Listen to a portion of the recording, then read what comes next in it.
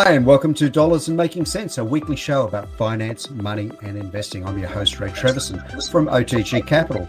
We broadcast locally on Radio Northern Beaches and around Australia on the Community Radio Network. We also go out on Spotify, iHeart, we're on YouTube, and a whole range of multimedia experiences that if there's not one way, I'm sure there's multiple ways you'll be able to listen or watch us. And we recently also launched a TikTok channel. I now have a social media manager who can decipher this kind of language that I'm probably too old to know about. I don't know, who knows? But anyway, look, I'm really pleased this week to welcome to the show for the first time, Paul Miron. And Paul is the CEO of MSquared. Who is MSquared? Well, I'm not going to steal Paul's thunder in that regard. I'll let him talk a little bit about that. And as a disclaimer, ladies and gentlemen, at OTG Capital, we are a fund of funds, and we've only just started investing with MSquared. So I just wanted to make sure that there's a bit of transparency there. We've started placing a little bit of money with MSquared. They've passed our roster, I guess, and we're very pleased to be doing business with them. But I thought I'd get Paul on the show. And rather than hearing it from me, because I have conflicts of interest all over the place, hear it from somebody else about today's show. And what today's show is about is private credit. So welcome to the show, Paul. Thank you, Ray. Wonderful. So first things first, I'd maybe give the listeners a little bit of a background of who you are and why you are where you are now. Yeah, sure. Look, MSquared has been going around, is now 8 years from this year. There are three co-founders, so it's myself, Paul Miliotis, and funny enough, my wife has been a co-founder in the business as well and plays a very large role, Miron. So we've been around for 8 years. However, between myself and other two co-founders, we've been in the industry for, well, personally, I can speak for nearly 29 years. So we've been in the debt industry. So personally, I was a banker when I was 19 years old. I started a brokering business when I was 24. And by managing a brokering business, Paul Miliotis was a competitor. Me and him, arguably, with AFG Group, were number one, number two largest commercial writers in Australia. And we became friends, and we saw a gap in the market in the private lending space. And we started lending our own money more than 15, 16 years ago. And that evolved to MSquared, with John Thomas coming on board, being our chairman. And well, we got our head office in Sydney. We got offices in Sydney and Brisbane. We've got over 27 staff, and we're managing over $350 million in capital as well. So, it's been an interesting journey so far. Wow, that's great growth. And I've got to say, ladies and gents, there's a lot of similarity, not so much size. We're a lot smaller at OTG Capital, but I've been involved in private credit for since 2001.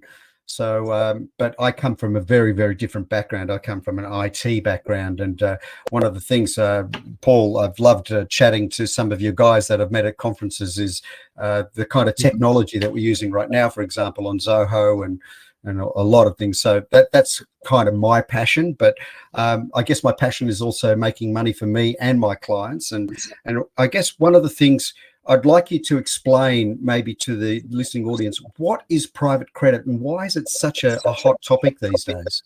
Well, if you look at private credit, you need to look at it from two perspectives. There's a demand and supply.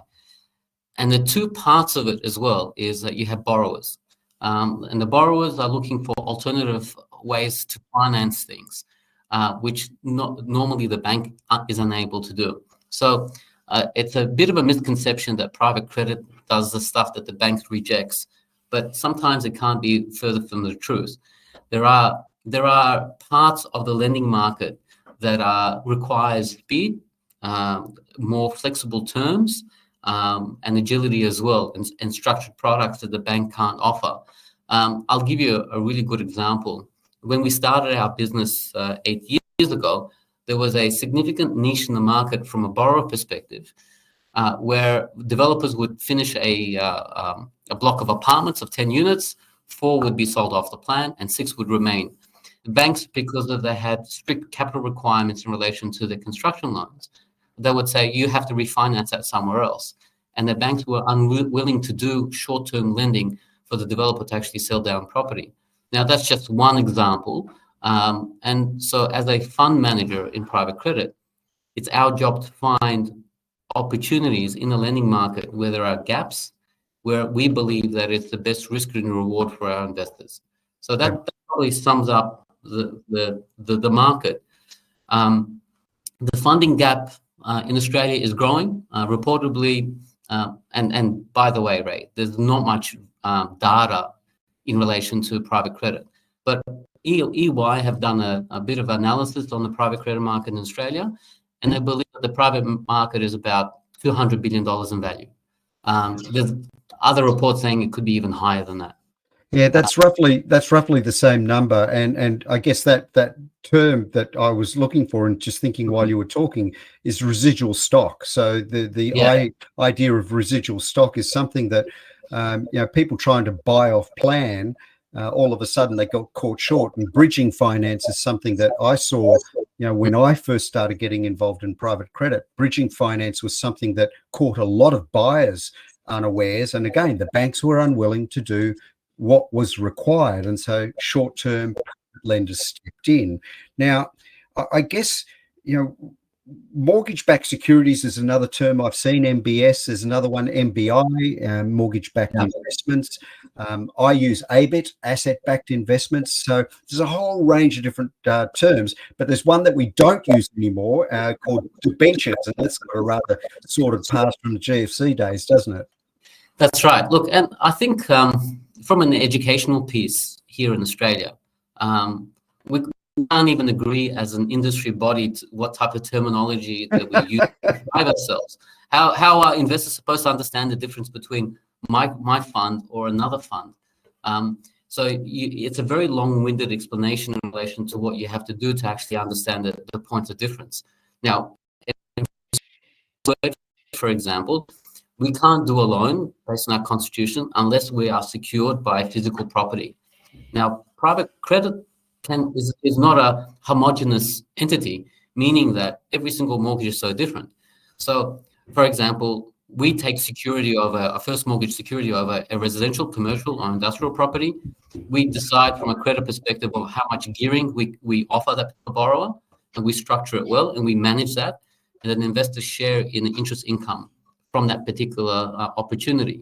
I totally agree with the terminology, but it's you can get private credit funds to lend money to corporates against a whole book of credit card debt, vehicle finance, and construction sites, specialized security. So if you're an investor, you really need to understand what the differences between all those asset classes, and the fund manager that you're investing in, what do they specialize in? What's the risk of what the actual debt facility is? Because unlike investing in the bank, which is very similar to the operational matter of what private credit does, you're invested in direct mortgages. That's the most important part of people need to understand, is that when you're investing in a private credit fund, you need to be really careful and understanding of what the actual mortgage is. Yeah, I've got to say, I spent many of my first months and years when I launched my own fund around the same time that you did yours, Paul, is simply explaining to investors what we did. And so I ended up doing a little cartoon, because they kept on saying, "Oh, you're a mortgage fund." I'm saying, no, we're not a mortgage fund. We lend money, but we use mortgages as security. And so there was a real gap in understanding to, what we were actually doing with the funds. And again, the kind of risks that you rightly point out, investors are exposed to. I guess that leads me into the next question. Do you still see that this space growing, and why is there so much growth at this point? Okay, so let's talk about the growth of it. So according to that original report that EY did, and private credit is the fastest growing part of the financial asset management industry. So currently growing about 20% per annum scale. So we talked about borrowers looking for alternatives, and that's done by the funding gap. The Royal Commission has put a lot of pressure on the capital adequacy required by major banks in what type of deals they can do. there are parts of the market that they're just not interested in as well. So, for example, banks are very good at doing things at large scale. So if you come to a bank and says, I want a short-term loan, it's not really economical for them. The normal payback ratio on a commercial loan for a bank is about 2.5 years.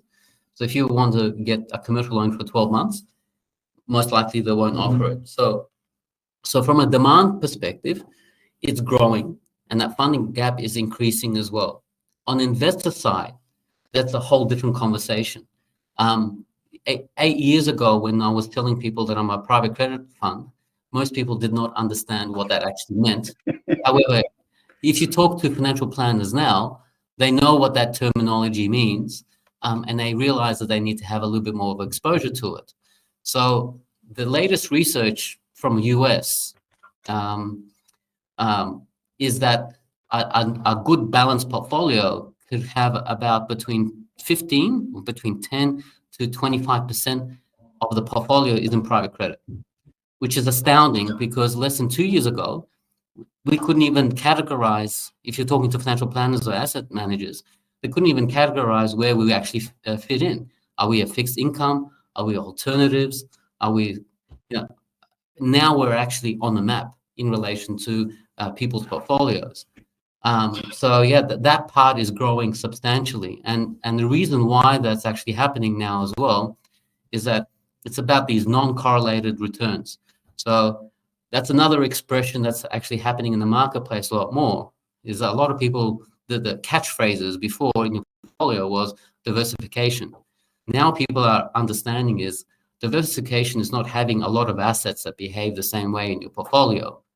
Diversification is, by definition, is having different asset classes that behave different in different market cycles.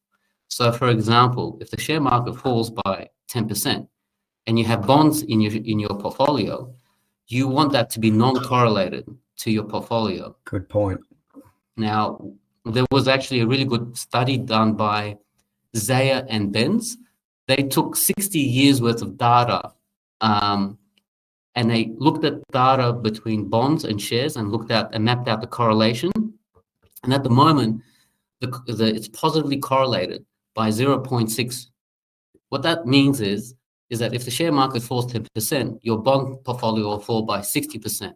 So from a asset protection perspective, and having a 60-40 split, which has been the norm of how a portfolio looks like, it won't actually give you justice. It doesn't necessarily work the way it was intended to work mathematically when they put the theory in place 40, 50 years ago.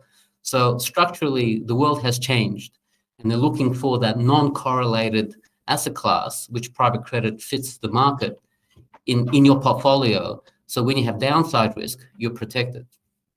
Yeah, that's a really good point. So look, we're just about half time here. You're on Dollars and Making Sense, a weekly show about finance, money, and investing. I'm your host, Ray Treverson. I'm really pleased to have at the microphone this week Paul Miron from MSquared. We're going to take a short break and be back with you in just a moment. Hi, and thank you for listening to Dollars and Making Sense, a weekly radio program about finance, money, and investing on Radio Northern Beaches and nationally on the Community Radio Network around Australia. The views, comments, and opinions aired during our program should not be construed or viewed as financial advice. Any commentary is general advice only and does not take into account your objectives, financial situation, or needs. You should consider whether the advice is suitable for you and your personal circumstances. If in doubt, you should contact an authorised licensed financial planner. We welcome questions and feedback, and you can get in touch with us via our blog, social media channels, or email. Please search for Dollars and Making Sense in your favourite podcast platform or check out our blog at otgcapital.com.au/blog.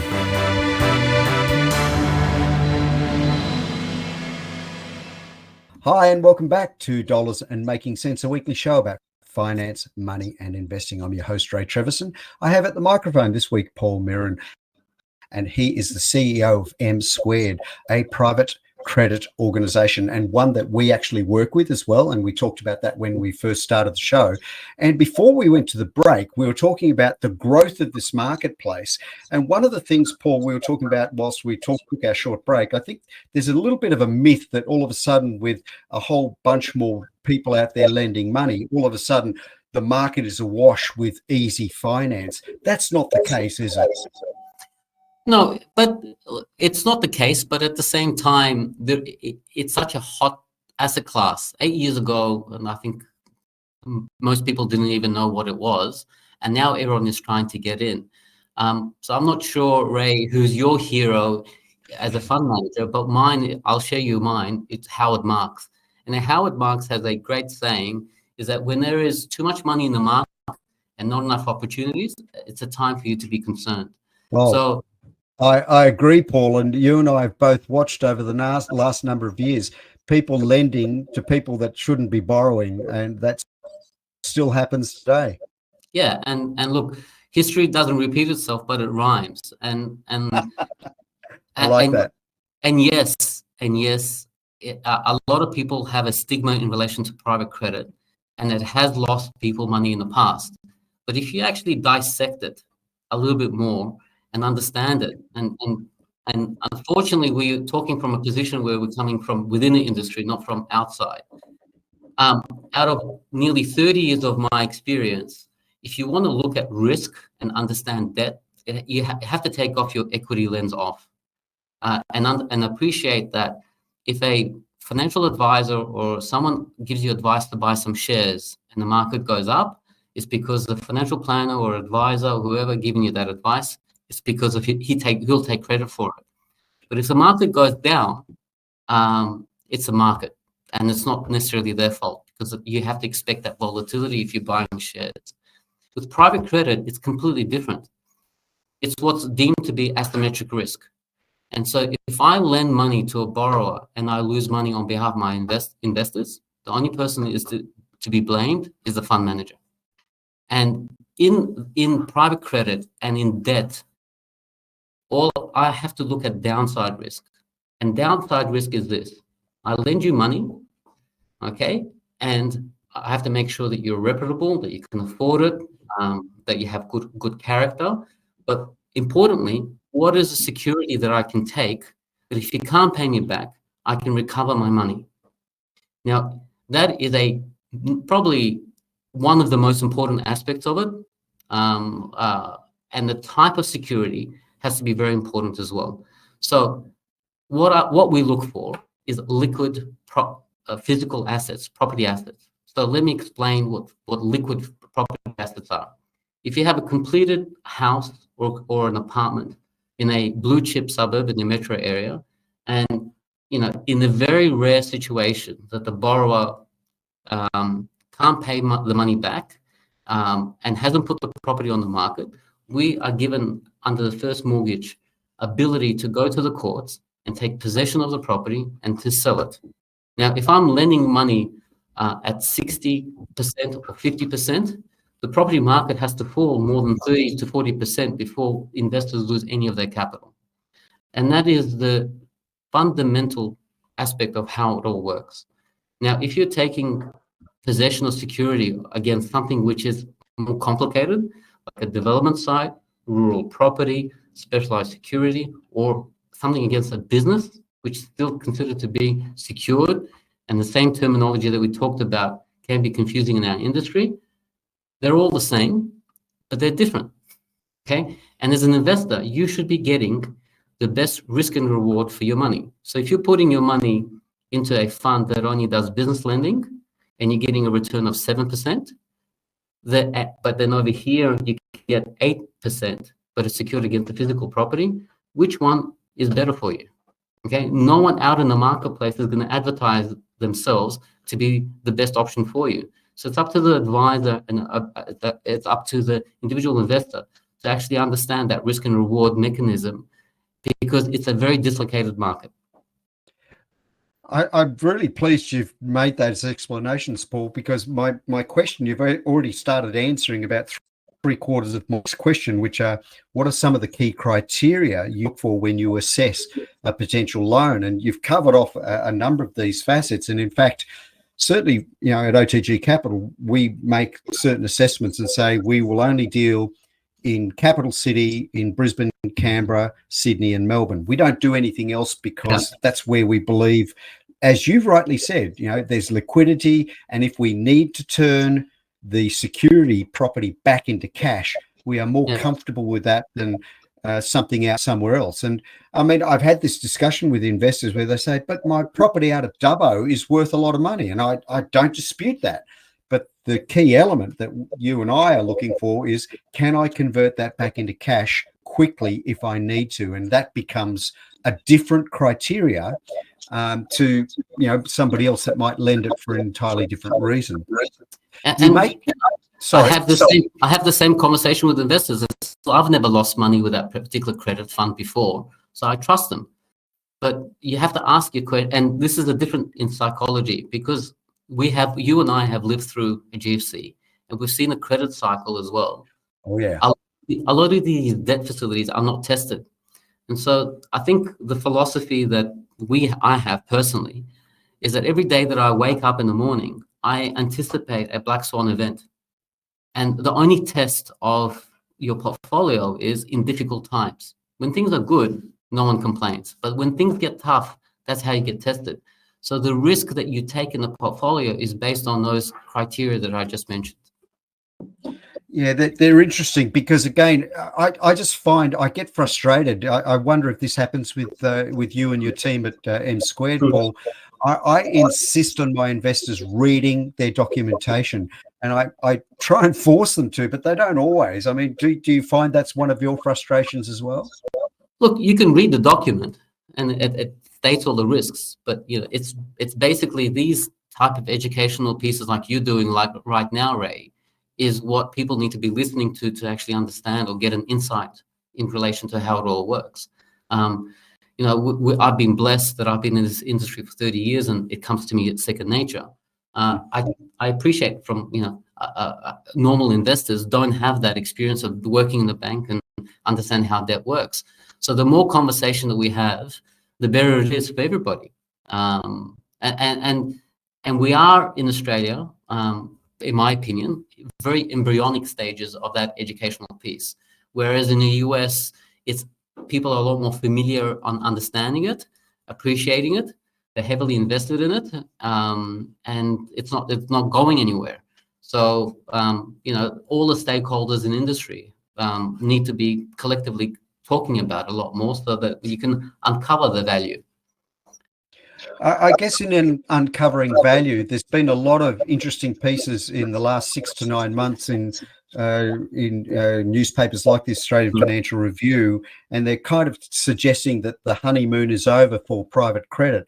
I don't think personally there ever was one, but I mean, do you think that people are now starting to see a little bit more of a balanced view that, it's still caveat emptor, you've got to be careful what you're doing when you're investing, not just in this, but any kind of investment? Well, look, it comes down to this, is that when investors invest into something and not aware of the risks, and then they lose money, it becomes front page of news. And, private credit is not immune to it. So if you're invested into a fund and you've been saying, oh, this is really safe because it's private credit, and you find out that you're lending against property development sites that haven't even been given an approval, and the valuations are based on hypothetical valuations, and nothing has materialized as what has been promised, and those investors lose money, we get a bad rap. And unfortunately, there could be on money on our funds, and we have done nothing wrong. And this is part and parcel of being in the industry and the educational process that we're going through. So just my personal experience with my investors is that the educational piece is really critical. Like I really want our investors that invest through MSquared to understand where they're investing their money in and which vehicle, because we've got 3 different ways that we can invest through MSquared. And it's really important for the investor to choose the right vehicle that works best for them, and they understand the risks involved that meets their personal requirements, which is so critical. They're very valid points, Paul. Look, we're coming close to the end of time today, but I always like to leave our listeners and viewers with a couple of key takeaways. So, if you were to give one or two diamonds, one or two little gems, what would you leave our listeners with that primary thought? One, it's a dislocated market, and private credit is a fantastic opportunity, but you need to do your homework and you need to be able to understand the difference between debt and equity. It's not the same. Interesting. Any others? The others is it does have private credit does have a very good place to play in your portfolio if a private credit fund is designed properly with the right parameters. It's stable. So, you can sleep at night knowing that you are secured against good quality property. And if there's a black swan event, your portfolio will do well in those type of situations relative to other people's portfolios. Yeah, I guess I get accused, and I've got to be careful because this is a community radio show, so I can't go, flogging my own horse big time here. But one of the things I keep on saying to people is if you've done your homework, this stuff does kind of look after itself. But I think you're right. We've got to do your homework, and this investment, like any other investment out there, ladies and gentlemen, and we keep doing these education pieces on dollars and making sense, is read your documents, understand what you're investing in. And Paul, what's your website that people can go and look you up and have a look at some good education material? If you just type in MSquared Capital in Google, it'll come up first. So there's a couple of iterations there, but if anyone wants to reach out to me personally, no problem, and the team, Paul Miron at MSquared Capital, happy to talk to anyone.